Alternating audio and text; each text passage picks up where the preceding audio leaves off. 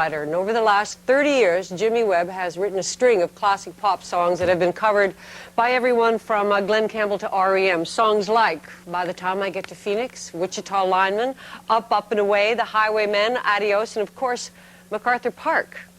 A lot of talent, and a lot of this talent can be found right here in the CD. And after nearly 3 decades of composing, arranging, touring, recording, producing other people's records, he created a personal collection of his own early hits entitled 10 Easy Pieces. Ladies and gentlemen, the Jimmy Webb.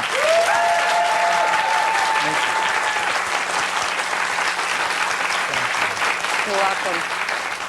Is this where you're most comfortable in the world, at a piano?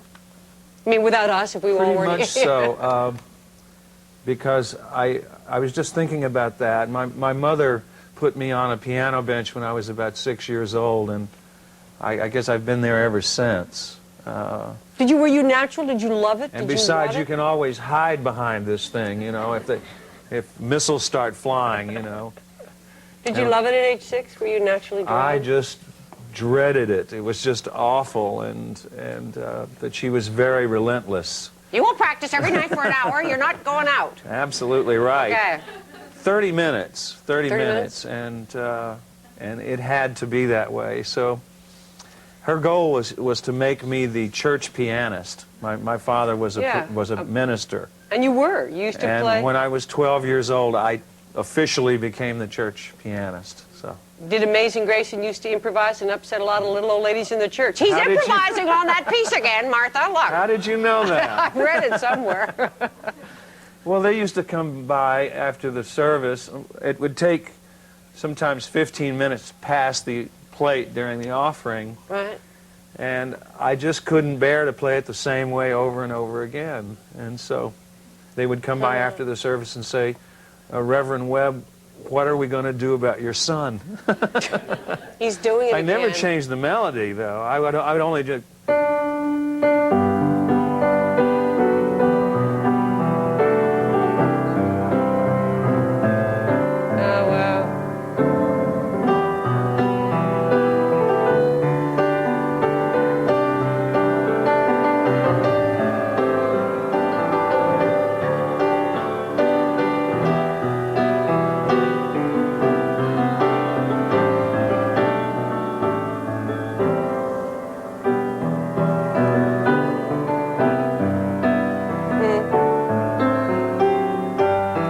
That is Amazing Grace in there? Yes.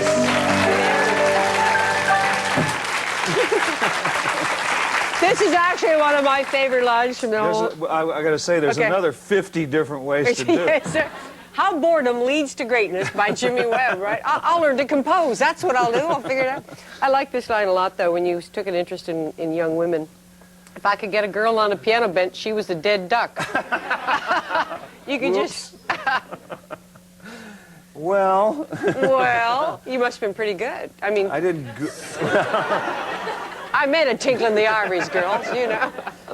You could just charm them. They'd fall in love. You can kind of make that work a little bit. There was one time that it actually failed me. You were very much in love with somebody. Yeah, it was my first trip to England, and I just... The first English girl I saw, I fell in love with her, you know. Right. Sometimes I think it was just her accent, but anyway. Hello. And you wrote a song? So I wasn't getting anywhere with her, and we went over to the continent and toured, and we came back to London, and I was still nowhere with her.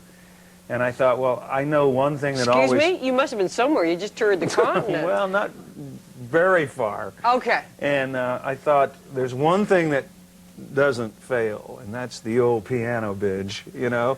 So I thought I would write a song for her. So I did, and I had a suite at the Dorchester Hotel, and I had a grand piano, and she came over, and I had flowers, and I had everything, and I played... Champagne. I played the song for her, and I had it right here on the piano bench, and I played the song for her, and when I was finished, she looked at me and she said, "Oh, that's silly." Awfully nice to meet you, though. And yes. What song was it? The song went, I bruise you, you bruise me. We both bruise so so easily, too easily to let it show. I love you and it's all I know. The woman was an idiot, Jimmy. I'm raving in it. She had no taste in music.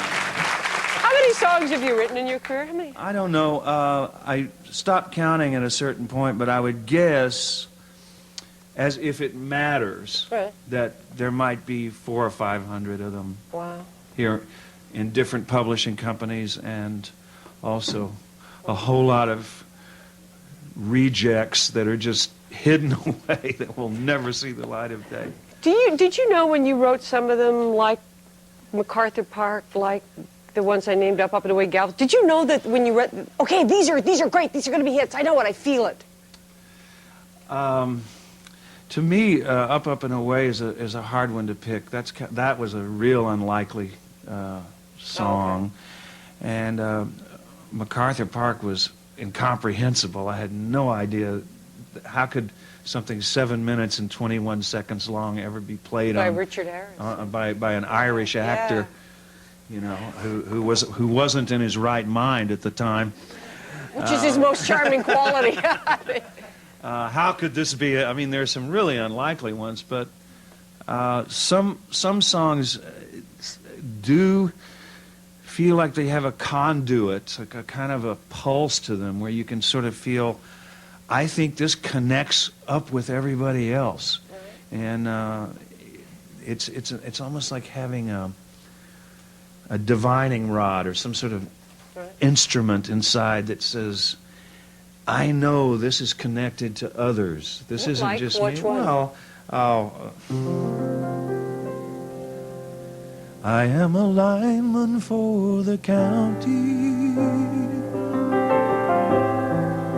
and I drive the main road, searching in the sun for another overload.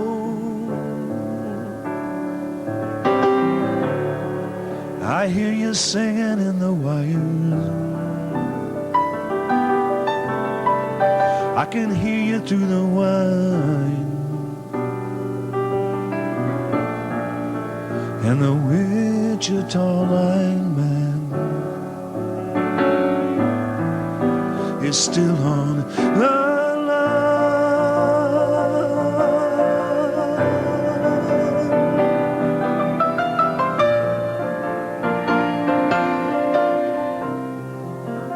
I can't explain that except that you feel connected. You were right.